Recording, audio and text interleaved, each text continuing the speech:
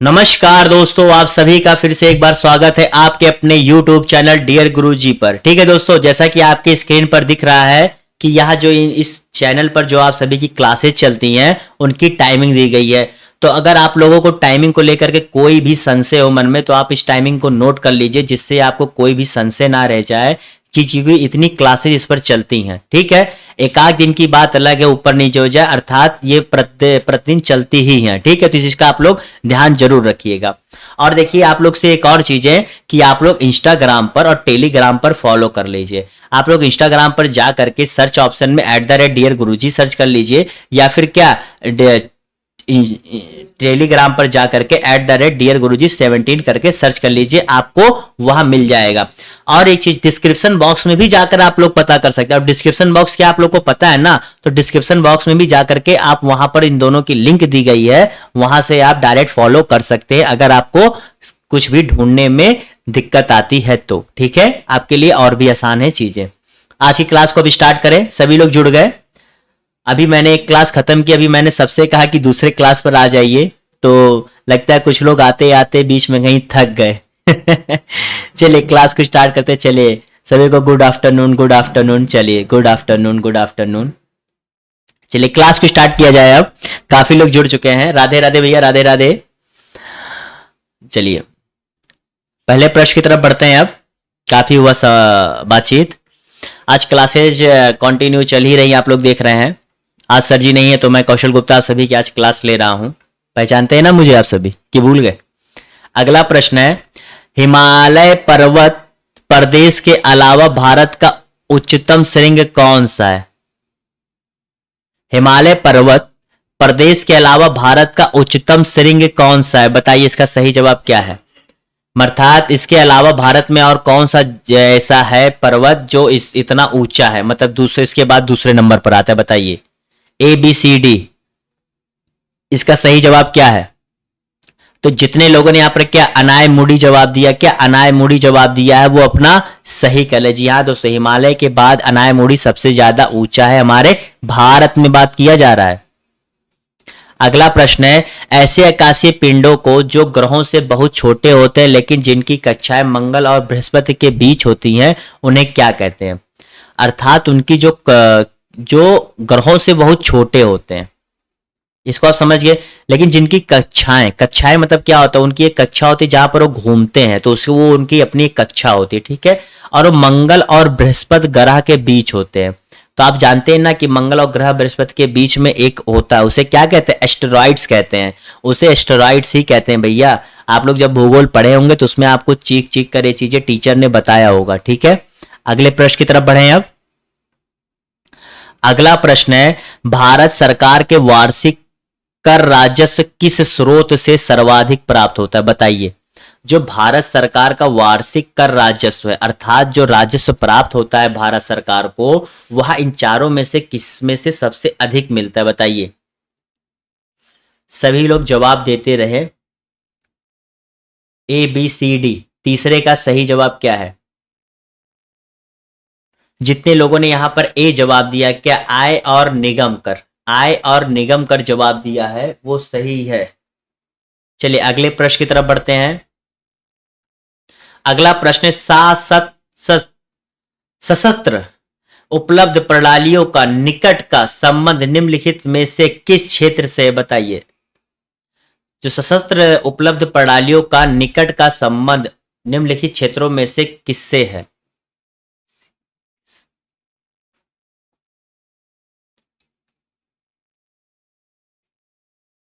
बताइए इसका सही जवाब क्या होगा? ABCD, चौथे का सही जवाब क्या है? चौथे का सही जवाब क्या है? बहुत लोगों ने सही जवाब दिया। जी हाँ, जितने लोगों ने B जवाब दिया, क्या केबल टीवी नेटवर्क से, क्या केबल टीवी नेटवर्क से जितने लोगों ने जवाब दिया है वो अपना सही कर ले। ठीक है, अगले प्रश्न की तरफ बढ़ते हैं। अगला प्रश्न है, पुलित्जर पुरस्कार किस क्षेत्र में उत्कृष्ट योगदान के लिए प्रदान किया जाता है? बताइए। पुलित्जर पुरस्कार किस क्षेत्र में? आपको क्षेत्र बताना है बस। यह किस क्षेत्र से जुड़ा हुआ पुरस्कार है, बस इतना ही पूछ रहा है आपसे प्रश्न में, आपको इतना बताना भी है। तो जितने लोग यहाँ पर क्या जवाब दे रहे हैं, पचवे का जितने लोग यहाँ पर सी यानी कि पत्रकारिता का जवाब दे रहे हैं, बिल्कुल सही है। पत्रकारिता है भैया, पत्रकारिता से जुड़ा पुलित्जर पुरस्कार मिलता है। अगले प्रश्न की तरफ बढ़ें। अगला प्रश्न है एलिफेंटा दर्रा। एलिफेंटा दर्रा जो बहुत चर्चित रहा है, कहाँ स्थित है? बताइए, एलिफेंटा दर्रा कहाँ स्थित है, कौन से देश में स्थित है? छठवें का सही जवाब क्या है? छठवें का सही जवाब क्या है? A B C D. देखिए छठवें का भी जवाब आने लगा है, बहुत अच्छी बात है। तो जितने लोग यहाँ पर क्या सी जवाब दे रहे हैं, अर्थात श्रीलंका में, जितने लोग श्रीलंका में जवाब दे रहे हैं वो अपना सही कर लें। ठीक है, अगले प्रश्न की तरफ बढ़ते हैं। अगला प्रश्न है United national human development index क्या है? मतलब ये जो HDI आता है, ह्यूमन डेवलपमेंट इंडेक्स, ये काफी देशों को लेकर के बनाया जाता है। तो इसमें बताइए ये क्या है, ये किस आधार पर आता है, क्या है? जवाब दीजिए। ए बी सी डी, सातवें का सही जवाब क्या है? तो जितने लोगों ने यहां पर सातवें का सही जवाब दिया है, विभिन्न देशों की आर्थिक तथा सामाजिक स्थिति का राष्ट्रीय आय, साक्षरता आदि के आधार पर आकलन करने का मापदंड। अर्थात वहां पर आर्थिक भी हो गया और सामाजिक दोनों, यानी कि सामाजिक स्थिति क्या है, साथ ही साथ वहां पर लोगों की आर्थिक स्थिति क्या है, वो कितना पढ़े हुए हैं, इन सभी चीजों को लेकर के यह इंडेक्स बनाया जाता है। समझ गए आप सभी लोग? चलिए अगले प्रश्न की तरफ बढ़े। अब देखिए क्लासेज में मैं कोशिश करता हूँ कि आपके सामने जो चीजें हैं वो मैं आपको अच्छे से समझा सकूं। ठीक है, अब थोड़ा सा आपके भी दिमाग पर डिपेंड करता है कि आप लोग कहाँ तक चीजों को पकड़ पा रहे हैं। ठीक है, बाकी तो मैं कोशिश करता हूँ। चलिए गुड नून जो जुड़ रहे हैं। अगला प्रश्न है बर्फ पर दाब बढ़ाने से उसका गलनांक। अर्थात जब बर्फ होता है उस पर हम दाब बढ़ाते हैं, जब दाब बढ़ाते हैं तो उसका गलनांक, गलनांक माने क्या होता है, उसके जो जिस टेम्परेचर पर गलने लग जाए उसका गलनांक होता है। उसका गलनांक क्या होगा? घट जाएगा, बढ़ जाएगा, अपरिवर्तित रहेगा? मतलब उस प्रेशर से उसके गलनांक में क्या संबंध होता है बताइए? अगर हम प्रेशर बढ़ा रहे हैं तो उसका गलनांक घट जाएगा। जी हाँ दोस्तों, यानी कि वो जल्दी गलने लग जाएगा। तो जितने लोगों ने ए जवाब दिया है बिल्कुल सही है जी, बिल्कुल सही। अगले प्रश्न की तरफ बढ़े। अगला प्रश्न है सूर्य उदय होते समय एवं डूबते समय लाल क्यों दिखाई देता बताइए? जब सूर्य उदय होता है और जब क्या होता है, शाम होने लगती है, तो लाल क्यों दिखाई देता है? खैर आजकल तो कुछ लोग इसका पहले के लोग इस समय का उपयोग करते थे सुबह जल्दी उठने के लिए और शाम को जल्दी सोने के लिए, लेकिन आजकल लोग इसका सही उपयोग कर रहे हैं अपने स्टेटस पे अपनी सेल्फी लगाने के लिए, क्योंकि उससे उनकी फोटो बहुत अच्छी आ रही है। ऐसे काफी लोग देख रहा हूं। तो बताइए लाल रंग क्यों होता है? नवे का सही जवाब क्या है? जितने लोगों ने प्रकीर्णन जवाब दिया, क्या प्रकीर्णन जवाब दिया है, वो अपना सही कर लें। ठीक है, अगले प्रश्न की तरफ बढ़े। अब अगला प्रश्न है घरों में विद्युत संयंत्र जोड़े जाते हैं। जो घरों में विद्युत संयंत्र होते हैं वो किससे जोड़े जाते हैं? अगर आप लोग 12th किए होंगे तो उसमें ये सब बताया जाता है। बताइए 10th का सही जवाब क्या है? जो घरों में विद्युत संयंत्र होते हैं वो किस क्रम में जोड़े जाते हैं? तो जितने लोगों ने यहां पर क्या जवाब दिया है, बी, क्या समानांतर क्रम में। समानांतर क्रम में जितने लोगों ने जवाब दिया है वो अपना सही कर लें। ठीक है, अगले प्रश्न की तरफ बढ़ते हैं। अगला प्रश्न लोहे में जंग लगना एक है। अर्थात जब आपके घर में लोहा होता है, आप लोग बहुत दिन तक यूज नहीं करते तो आप देखते हैं उसके ऊपर एक लेयर चढ़ जाती है, और जब आप उसे साफ करते देखते हैं लोहे बहुत ही एक चूड़ के रूप में उससे छूटने लगता है। तो वो क्या होता है? जंग के कारण होता है। और वो जंग क्यों लगता है? जंग जो लगता है उसको वह कारण क्या होता है? ए बी सी डी बताइए। तो 11वें का जितने लोगों ने बी जवाब दिया है वो सही कर ले, रासायनिक क्रिया। क्योंकि आप जानते हैं ना हमारे वायुमंडल में ऑक्सीजन होता है, ऑक्सीजन से क्या होता है, वो एक रासायनिक प्रक्रिया के तहत उस पर ऑक्सीडाइजेशन होने लगता है। ठीक है, अगले प्रश्न की तरफ बढ़ते हैं। अगला प्रश्न है फ़ारेनहाइट तथा सेल्सियस माप में किसकी तापमान पर पाठ्यांक समान होगा? अर्थात फ़ारेनहाइट और सेल्सियस दोनों अलग अलग हैं। फ़ारेनहाइट को हम लोग F से डिनोट करते हैं, जबकि सेल्सियस को हम लोग C से। इतना तो आप लोग को पता है। कह रहा अगर हम कौन सा अंक लिख देंगे जहां पर ये दोनों बराबर हो जाएंगे? बताइए 12वें का सही जवाब क्या होगा? तो जितने लोगों ने यहाँ पर डी जवाब दिया, क्या -40। -40 जवाब दिया है वो अपना सही कर ले, यानी कि क्या 1 फ़ारेनहाइट बराबर होगा -40 डिग्री सेल्सियस। ठीक है, समझ गए। आगे बढ़े अब। अगला प्रश्न है, ध्वनि की गति सर्वाधिक होती है। जो ध्वनि की गति है, अर्थात जब आप कुछ बोलते हैं तो वहां कहां पर सर्वाधिक होगी, मतलब बहुत ही तेजी से आती जाती है। बताइए इसका सही जवाब क्या होगा। 13 का सही जवाब क्या होगा। तो जितने लोगों ने यहां जवाब दिया क्या, स्टील, जितने लोग स्टील जवाब दिया है वो अपना सही कर ले। तो इसकी जो सबसे अधिक स्पीड होती है ध्वनि की वो स्टील में होती है। ठीक है, अगले प्रश्न की तरफ बढ़े अब। अगला प्रश्न है, सोडियम को मिट्टी के तेल में क्यों रखा जाता है। बताइए सोडियम को मिट्टी के तेल में क्यों रखा जाता है, ए बी सी डी। तो जितने लोगों ने यहां जवाब दिया है क्या, बी, हवा में इसका ऑक्सीकरण होने लगता है। अभी मैंने बताया ना कि जंग क्यों लगता है, ऑक्सीडाइजेशन या ऑक्सीकरण होने के कारण से, तो इसके लिए भी सोडियम को भी मिट्टी के तेल में रखा जाता है। ठीक है, समझ गए, याद रहेगा, कनेक्ट भी कर दिया मैंने चीजों को, थोड़ा सा एक आपके माइंड में ओवरव्यू बन गया होगा। अगला प्रश्न है, चेचक के टीके का आविष्कार किया था। जो चेचक का टीका है उसका आविष्कार किसने किया था, बताइए, ए बी सी डी। सभी लोग जवाब दीजिए, 15वां का सही जवाब क्या है।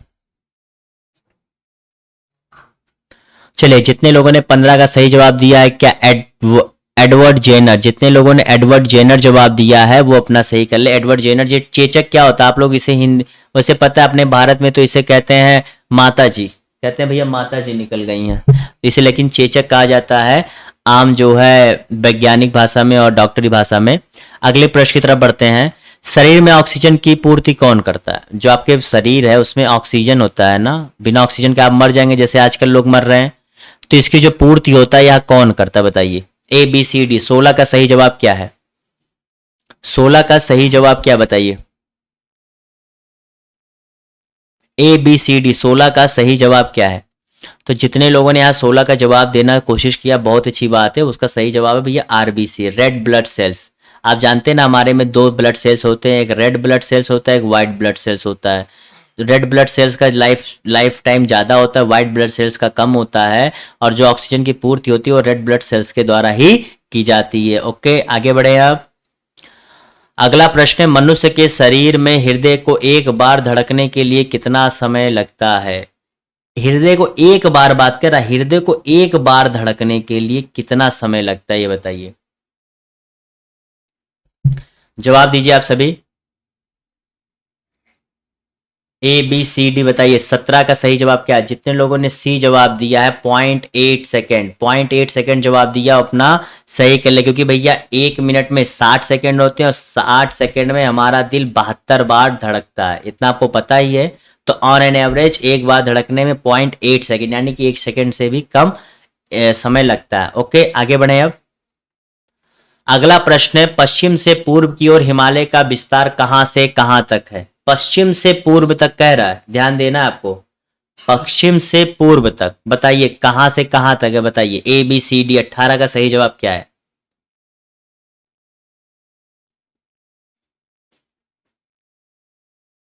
तो जितने लोग यहां पर क्या, सिंधु घाटी से लेकर दिहांग घाटी तक। सिंधु घाटी आपका कहां है, सिंधु घाटी आपका जम्मू कश्मीर के रीजन से है।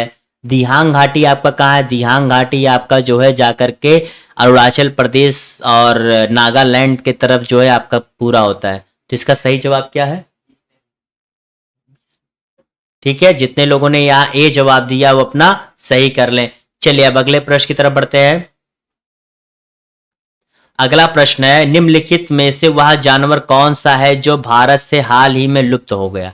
भैया भारत से लुप्त हुआ है वह जानवर, बताइए। इसके बाद जो आप सभी की आखिरी प्रश्न है, तो आप लोग जल्दी से जवाब दीजिए, जल्दी इस क्लास को खत्म किया जाए, फिर आप लोग जाके अपना काम करिए। बताइए 19वें का सही जवाब क्या है, जल्दी जवाब दीजिए, देखिए कितने लोग जवाब दे रहे हैं। चलिए, तो 19वें का सही जवाब है क्या, बी, चीता। जितने लोगों ने चीता जवाब दिया है वो अपना सही कर ले। चीता क्या है, भारत से अब लुप्त हो गया है। अगले प्रश्न की तरफ बढ़े, जो कि आखिरी प्रश्न है आज का। बताइए क्या है इसका सही जवाब। किस गैर संसद सदस्य को संसद को संबोधित करने का अधिकार है। मतलब वह संसद का सदस्य नहीं है लेकिन वह फिर भी संसद को संबोधित कर सकता है। तो बताइए कौन है वह जो संसद को संबोधित कर सकता है? जवाब दीजिए आप सभी लोग।